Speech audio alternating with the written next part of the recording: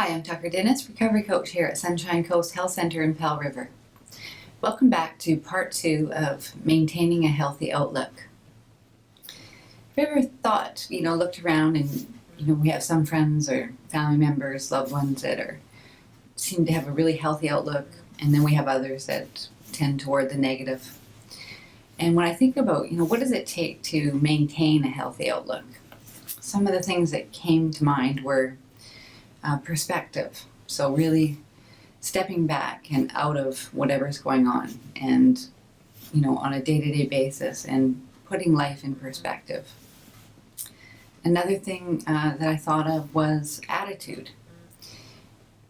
I know personally that when I have an open attitude, a good attitude, if you will, sort of a positive frame of mind, that I just have a healthier outlook on life.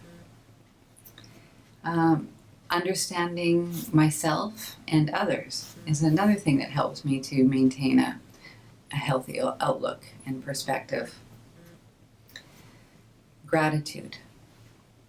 I've spoken of gratitude before, but I know that it really helps me, especially if I'm in a negative space or am experiencing emotional upset or disturbance, to take a few moments every day and just stop and look around and look for the things that I'm really grateful for.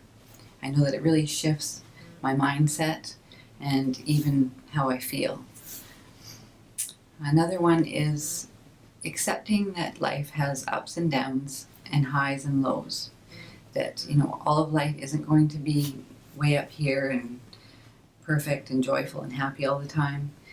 That it also is going to have its lower points and times of pain and times of emotional upset. So when I accept the fact that there are highs and lows and to expect that from life, then it's easier for me to maintain perspective as well. The other two that came to mind that go along for me with a healthy, positive outlook is tolerance and patience. Again, tolerance for, the people in our lives, our loved ones, and for myself. None of us are perfect, and it really helps for me to remind myself of that often. Now, the other point that's risen in the material, that rises in the material today, is healthy emotional detachment from situations, from circumstances with our loved ones. You've probably read and spoken of and heard that we need to be able to detach from our loved ones at times in a healthy way.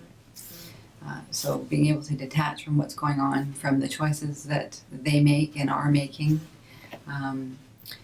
to remain loving and supportive. But that doesn't mean that we have to enter into unhealthy situations or things that are not healthy for us. And so it's really, for me, it's been an art learning how to detach in a healthy way from situations and circumstances, and finding that middle ground of being loving and supportive, but not entering into whatever's going on. So a little food for thought for you for this week. So thank you again for joining me, and I'll see you again next week.